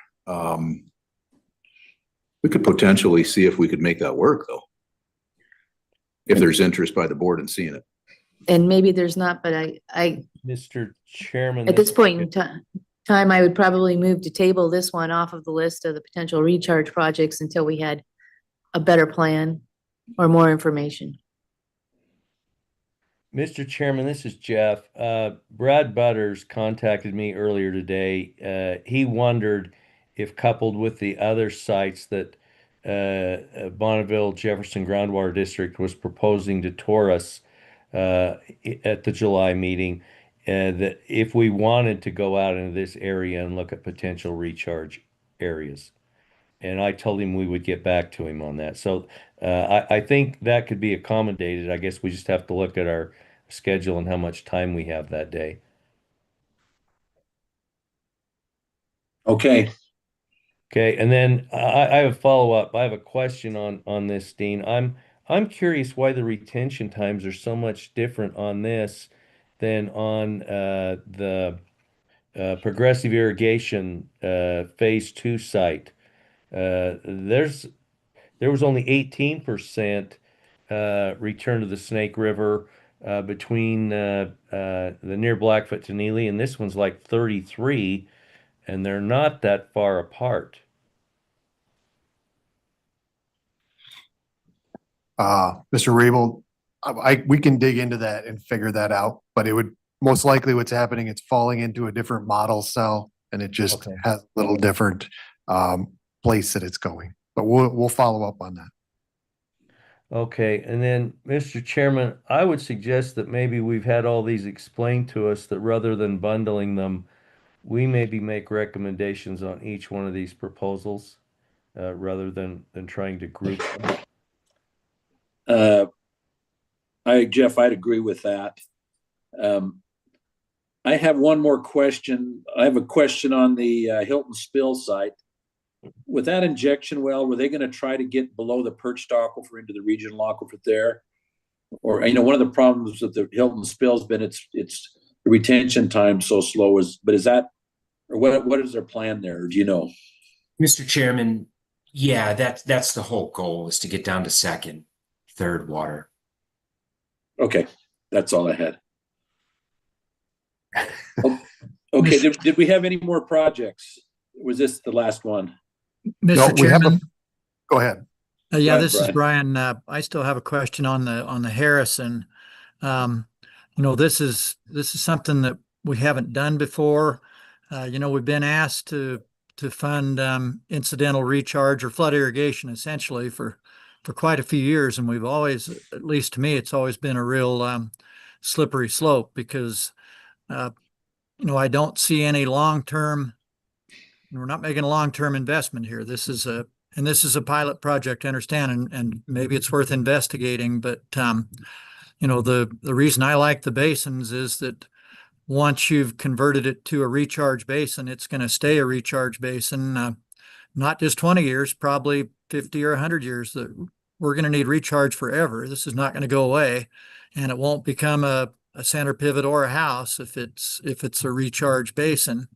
If we're paying to just flood irrigate fields and then farm them, I have a hard time understanding why every farmer with poor ground wouldn't want to do that and make $400 and then still be able to grow a crop, as far as I can see. So I just have a lot of concerns on this one. I can't make a vote on this one in 2 weeks because I've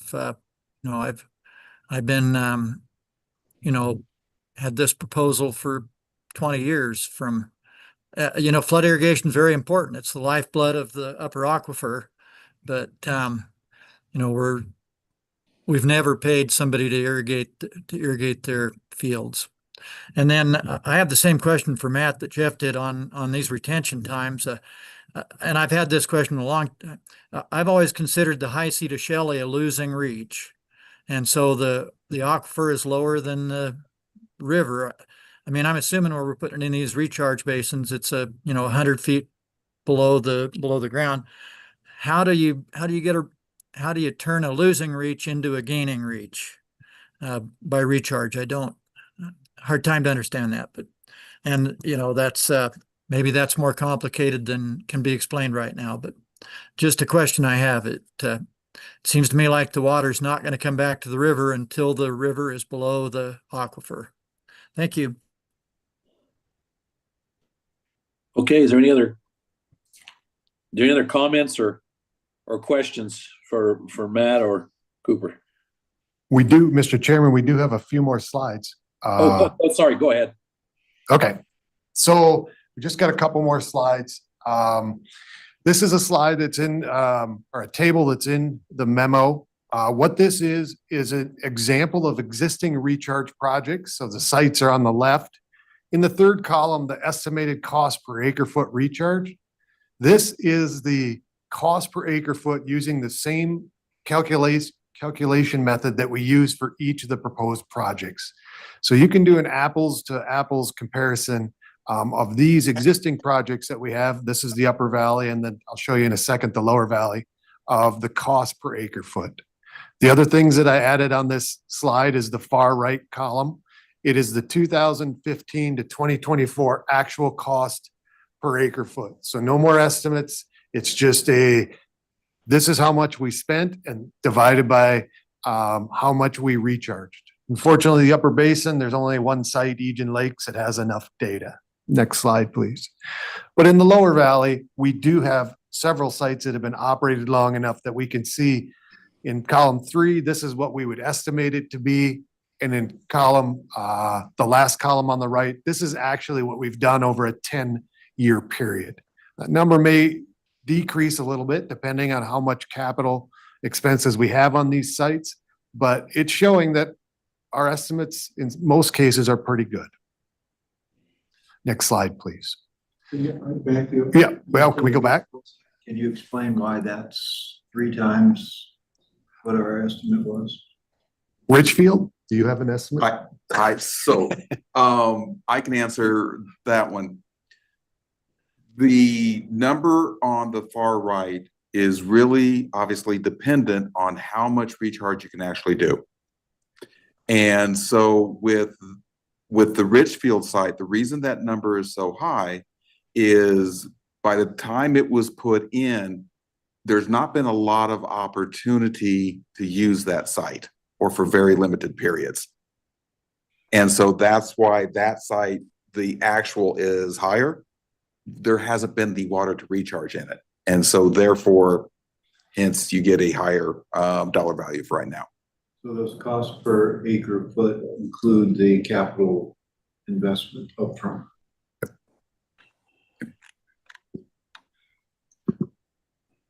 Okay, next slide, please. Mr. And we have Chairman, one new Mr. anticipated. Chairman, Brian again. Oh, I'm sorry. Go back. Sorry, so that's my question. I mean, I'm not a banker, but we're amortizing those capital costs over 20 years. That's Mr. Olmstead. That's the way we calculated it here. Yes. Because kind of back to my other comment, I don't see in 20 years these sites going back to becoming a farm or houses or anything. You know, why not 30 years? Why not 40 years?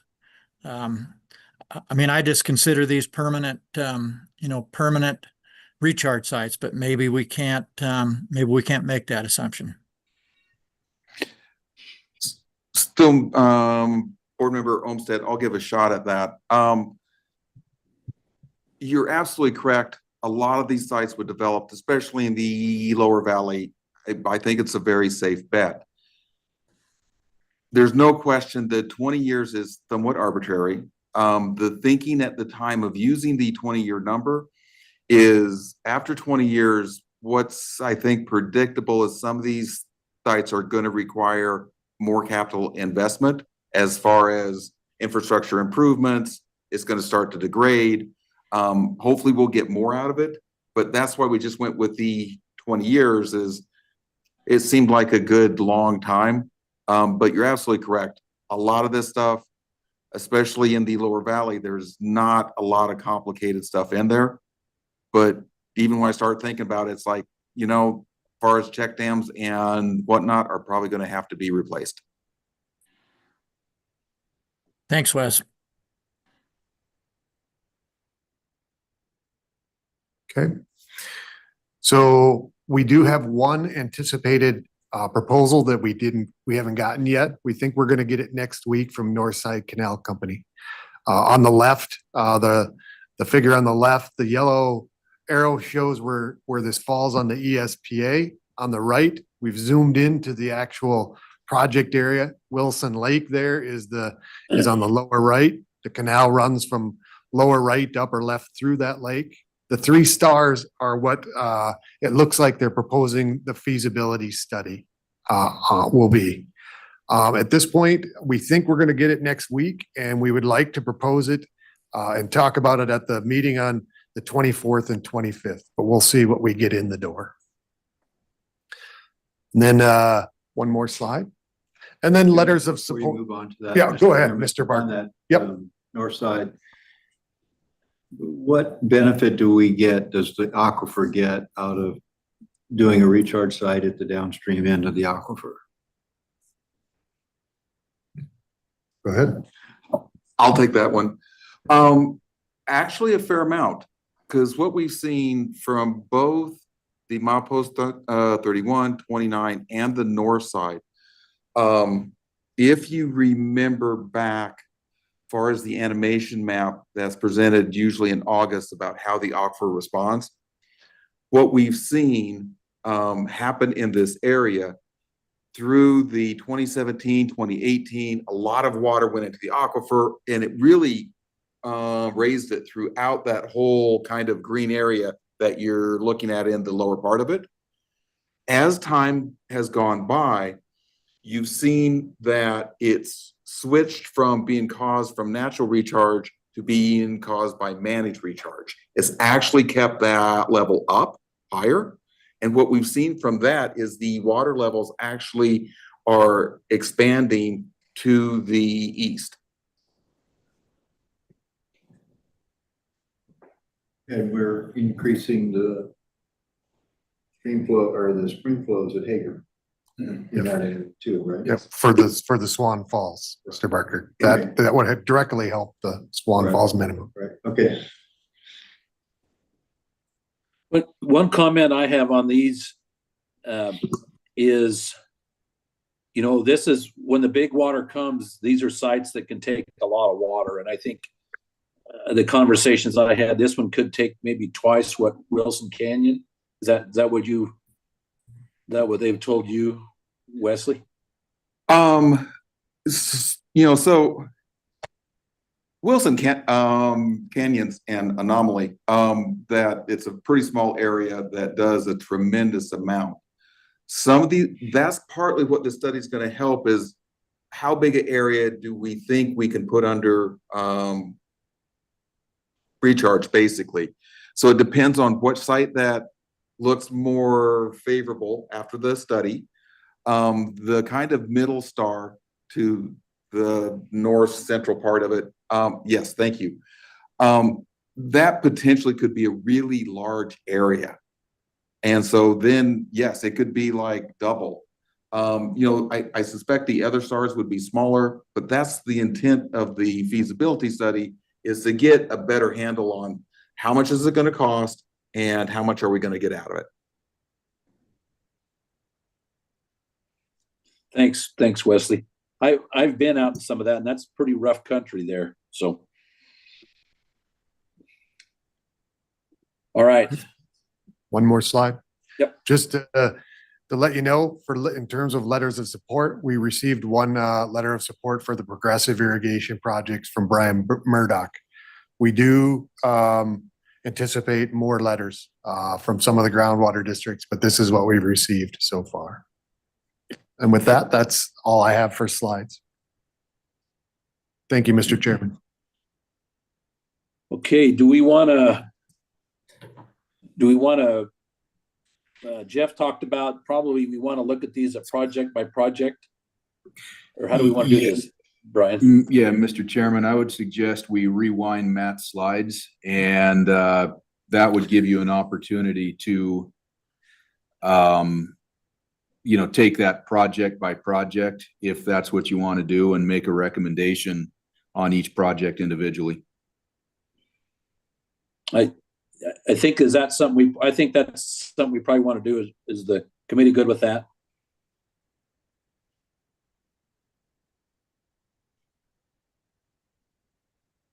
Yeah, then let's go to the first one, so that board members are reminded of what each one of them are. Yep. Perfect. Can we go off the summary of new proposed recharge projects, table 3? Well, they're on the screen now.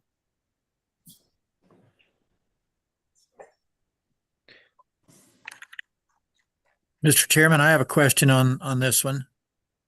Okay, go ahead, Brian. So this is I thought we'd already bought this 15 acres when we bought the 47 acres or whatever it was. Is that, am I wrong on that? This is a different site? Or this is just the construction cost and we have already bought the site? Mr. Chairman, go ahead, Cooper. This is the construction costs, and it's a haul off, so there's no stacking. So we already bought this piece of property for the irrigation district.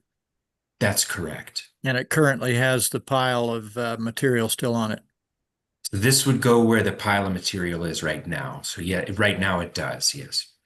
And so I guess my question for you and Wes, if we recommend these to the full board in 2 weeks, is this are these to be committed for funding this year, or are these committed for funding the following year?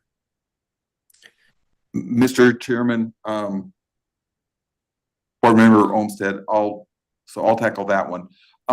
So the plan is that it would commit the funding this year. One of the other things that I'll put in with all of these projects, and we're working out the exact wording, et cetera, but basically the intent that we're looking at is if you fund these projects before we disperse any money, the projects have to have all the permitting in place and ready to go. And then a follow-up, Wes. So if we have, if we have more projects applied for here than we have funding for, to me, part of our responsibility is geographic. I mean, we want to, I think they're all good projects. We do want to, spread the benefits to the aquifer out as much as we can. Do we have money to approve as many of these as we want to, or how are we selecting which ones we would spend money on this next year? Mr. Chairman, Mr. Olmstead, right now you have enough money to approve all of these if you choose. Thank you. Mr. Chairman, this is Jeff. It doesn't sound like this site is ready for construction. There's still a sizable amount of material to be moved off of this 15 acres before construction could begin, as I understand it. I would suggest that we table this proposal until it's more ready, and we take a little bit more time to look at the cost per acre foot of some of these projects that are quite a bit higher. Okay. And I put that in a motion that we table this project for now, if you'd like it in that way. I would. I got one more question. As we're doing these pits here, have we put some things in place that us water board members aren't going to get a lot of really nasty phone calls and emails when they start building them? That, from my last experience, or from the past year, both in this and the cloud seeding program, Mr. Chairman, I don't know if I can guarantee that. That is the intent, though, behind requiring that all of the permitting and permissions be in place beforehand. And so it goes through that process. I know Bonneville County and Cooper can speak more to this if you'd like. It is looking at specific requirements for recharge projects that require public notice, and there's a chance for hearing. So going through this process, I really believe that it will cut down on the potential nasty phone calls that you would get. Okay, that sounds good. And if Bonneville County hasn't developed that yet, I think Jeff's idea that we table this one's probably a pretty good idea. But anyway, there's a motion on the floor that we table it. Do we have a second? I'll second it. Okay, is there any discussion on the motion? Yeah, Mr. Chairman, it looks to me like we got a pretty high cost per acre foot, not a huge benefit to the Blackfoot to Neely Reach, which is what we're hoping for. I think I'd like to see some more information on this. Okay.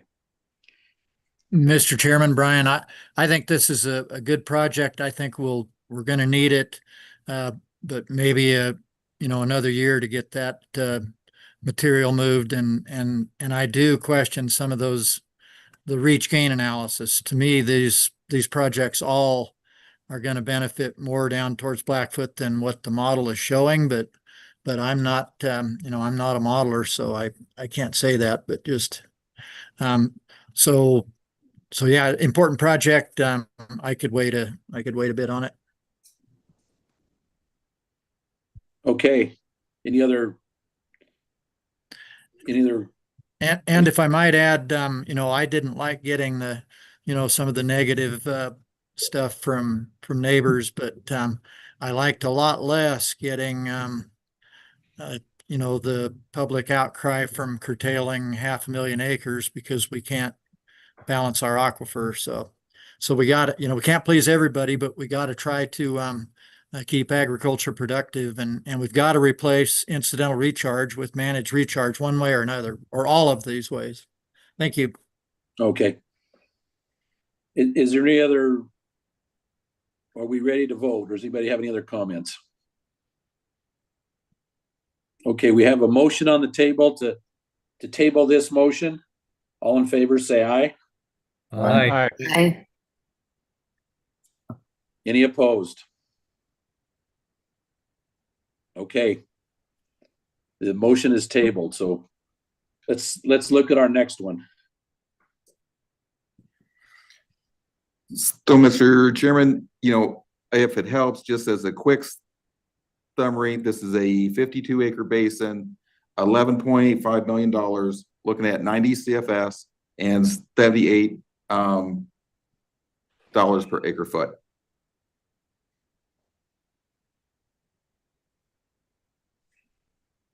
Mr. Chairman, this is Jeff. Again, the cost per acre foot is substantial on this project.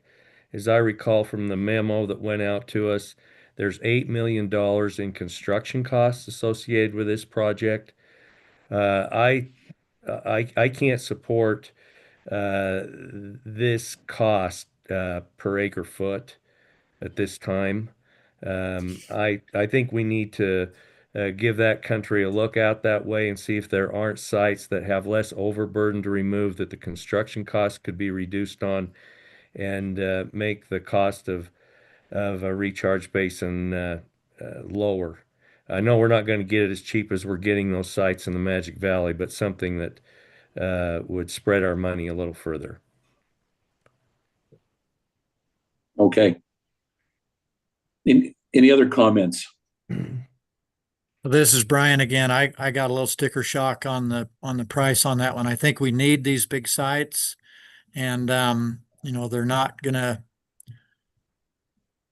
We got to get them when we can get them. But again, I would like to see the reach responses a little better, and be nice if we can figure out a way to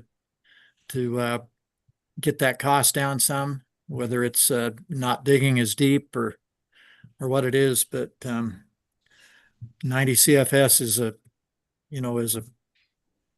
good bunch of recharge, and I think it's an important area, but I can wait on it. Okay. Mr. Chairman, just a little bit of information here. This is an important question. I think digging, how much more water do we get digging deeper? Based on one test, one recharge event in the South Fork, in the existing South Fork Basin, you spend 60% more to dig 7.5 feet deeper, and you get 80% more recharge. Take it for what it's worth. Thank you. Repeat that, Cooper. So digging 7.5 feet deeper costs 60% more than, digging 15 feet costs 60% more than digging 7.5 feet. But you get 80% more recharge based on one event. So it's data it's only based on one event, but 60% more money for 80% more recharge.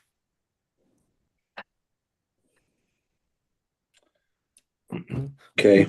Mr. Chairman, this is Jeff. My concern is the amount of overburden that has to be removed before you even get down to gravel.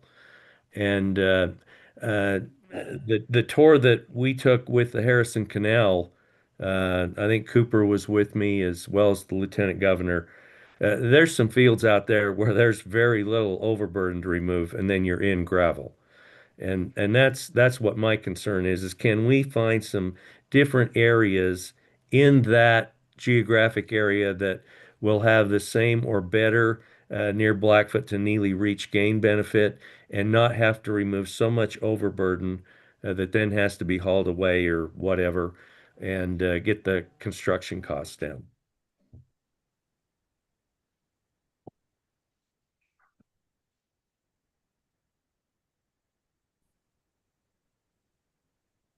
Any other comments?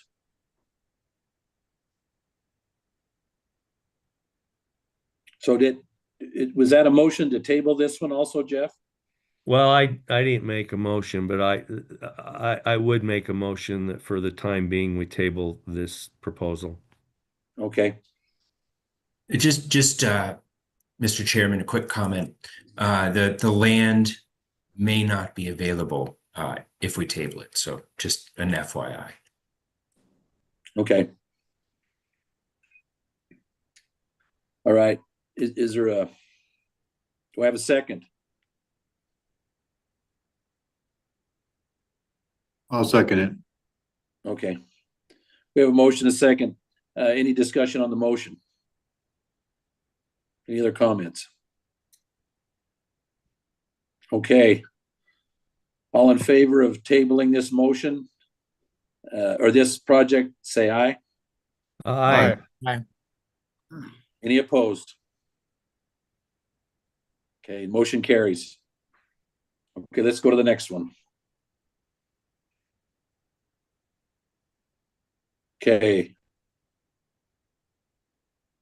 Cooper, let's see, the Burgess Canal Recharge Project. So this is a previously excavated basin. So all the excavation is finished. And what they want to do is buy it, improve the canal a little bit. It's down at the end of their system and put a recharge well on it. You know, I think the ultimate goal is to get to 125 CFS in this recharge complex here.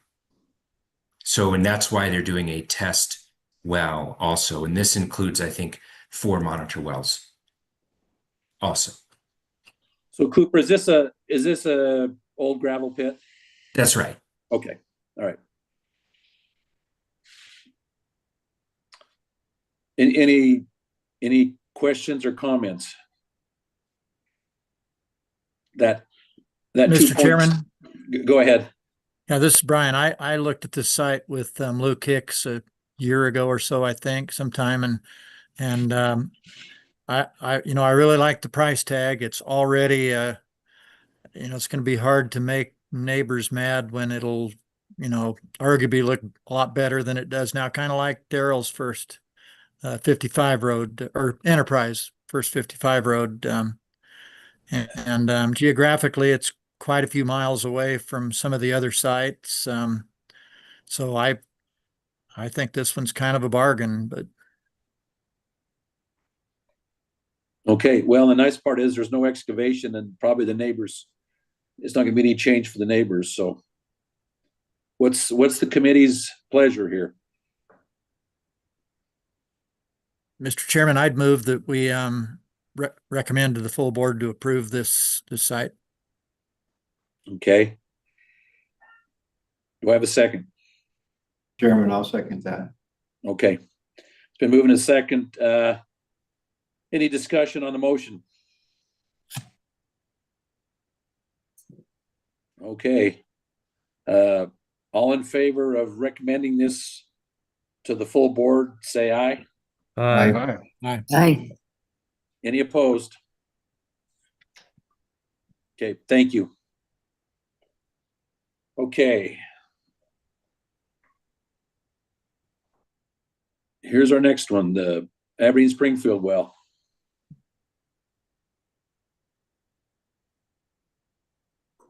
Any questions on this one? Mr. Chairman, this is Jeff. Where are they waiting for funding approval before they try to permit this location, or where would we be at if we approved or if we recommended to the full board to approve this project? Is there an opportunity to get this underway relatively quickly, or are we a ways out? Mr. Chairman, if I may, the fact that there's no municipal source water areas around, I think should make this easier.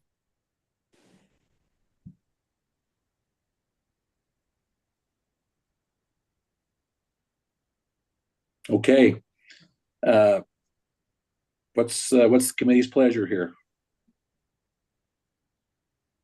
Mr. Chairman, Pat, Yes, Pat. I heard it mentioned earlier, and I just wanted to make sure that we're clear on it, that these injection wells that are pressurized, that we do a complete UIC study and also DEQ study, and make sure that we're not going to get letters, and most of all, make sure that we're not going to influence other water supplies. And is that going to be written into it? Mr. Chairman, just a quick comment. I went with their canal manager and chairman to some neighbors in the area, and we did a little door knocking, and people were supportive of it, getting down to second water, going below there. So it's cased below the domestic wells. No municipal source water impact areas, but really what it is it's cased below those domestic wells. So I'll field that question, Pat. The department's UIC permitting program is very aware of those concerns at this point. So all of those concerns you just mentioned will have to be addressed before a recharge well can be permitted. Thank you, Mr. Patton. No doubt. Mr. Chairman, this is Brian. We've really got, I'm leery of recharge wells if they're close to domestic or municipal sources. This one sounds like it's a long ways away. We're all drinking canal water. I think we're pretty, Laverock's a very good filter as long as you're not close or have a crack that, goes directly to some other thing. So I think this is a good place to put an injection well, and I don't think that about everywhere by any means.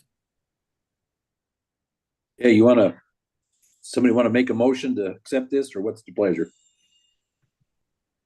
That's a motion, Mr. Chairman. Okay. I recommend that move that we recommend this to the full board for approval. Okay, we have a second. Second. Okay. It's moved and seconded. Any discussion on the motion? Okay, being no discussion, all in favor of recommending this to the full board, say aye. Aye. Aye. Any opposed? Okay. Motion carries. We approve that we recommend this to the full board. So, okay, let's look at our next one. Go to the here, it's two more slides.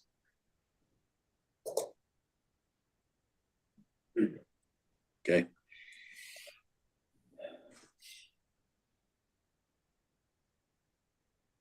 So, Mr. Chairman, Cooper, I have a question about the pilot project. Does the pilot project involve using the board's recharge rights? Mr. Chairman, Mr. Barker, yes, it does. And so by pilot project, what do we mean? We're going to go test this out for a year or what? I think what we're trying to say is test it out for 5 years, the concept of in-field recharge. Now, whether we want to do it under this proposal is, I guess, up for vote. But the goal is to not all of a sudden or not the goal. The point of the pilot project is to let us see how in-field recharge works.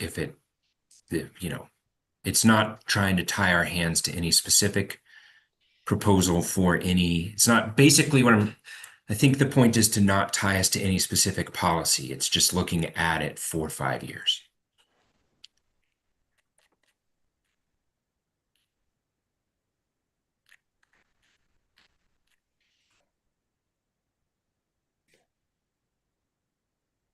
Okay, Joanne, you had some concerns on this one. What's your pleasure? I do. I move that we table this one until we can, at a time where maybe we have more information on the I'm not even sure when. I just moved that we table this one. Okay. Mr. Chairman, I'll second that. And I'm also very concerned about the cost proposal here. I think we need to look at this infield recharge, but the cost of this is pretty steep for a test effort. Okay. So it's been moved and seconded. Any discussion on the motion?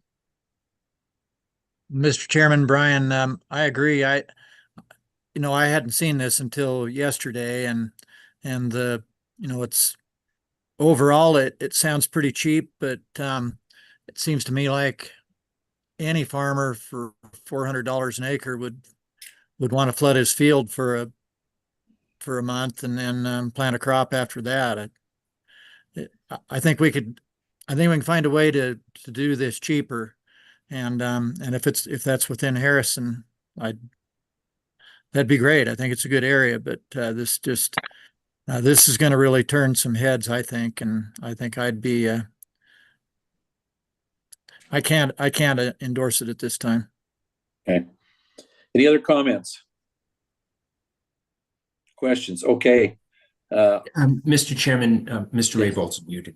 Oh, I'm sorry. I was on mute. Mr. Chairman, I will say, I think this is a viable concept to expand our recharge capabilities. In defense of this opportunity to plant a late crop, that is yet to be seen. If you recharge till the 15th of May and then you wait until the field's dry enough to work and plant, you're seeing temperatures that make it very difficult to establish a small grain crop without it getting too dry before that crop's big enough to flood irrigate. There's some problems surrounding the viability of being able to farm that field in that season. There's also some benefits, even if they can't farm it. They can summer fallow it, clean up some weeds, those kinds of things. I think we need to continue to refine this concept, and maybe we have to scale back the pilot project a little bit or something. I don't think it's something we have to have an answer for today, but I'm for continuing to explore how this could augment our recharge efforts, especially in years when we have a lot of water and it's spilling past Milner. Okay. All right. Any other comments? Okay. We've got a motion to table this. All in favor, say aye. Aye. Aye. Any opposed? Okay. Motion carries. What do we have next?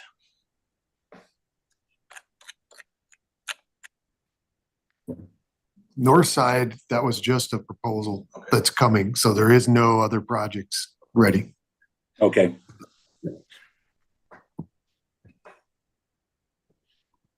Okay, Mr. Chairman, you're down to other items that board members may have.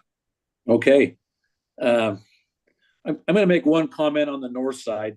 Even though that's where our biggest capacity is, I think if we're going to get to 350, we're going to have to figure out how to get every project either upper or lower that we can get. So anyway, that's my 2 cents. Does any committee members have any other things they'd like to bring before the committee, either the finance or the Aquifer Stabilization Committee?